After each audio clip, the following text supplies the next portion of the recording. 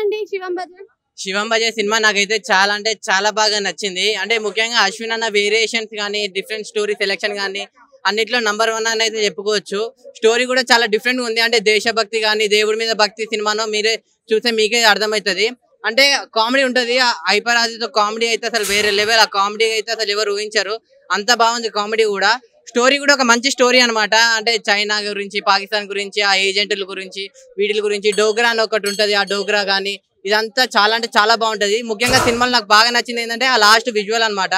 అంటే మనం హనుమాన్ సినిమా చూసినప్పుడు క్లైమాక్స్ లో ఎలా అయితే వచ్చిందో మనకి ఆ గూస్ బంప్స్ కానీ, సేమ్ ఇక్కడ కూడా శివుని చూసి అలా అనిపిస్తుంది అనమాట. సో చెప్తున్నా కదా, మీ అందరు ఈ సినిమా చూడండి, మీ అందరికి చాలా అంటే చాలా బాగా నచ్చుతుంది. అంతే, థ్యాంక్ యూ. అంటే ఇందులో మనకి కొన్ని ట్విస్ట్లు కనిపించాయి క్లైమాక్స్ అది ఎలా ఆ క్లైమాక్స్ లో ట్విస్ట్ అనేది ఎవరు ఊహించారు కూడా. లాస్ట్ అసలు ఎలా కనుక్కుంటాడు, ఏం కనుక్కుంటాడు అని చెప్తే మీరు సినిమా చూస్తే మీకే తెలుస్తుంది.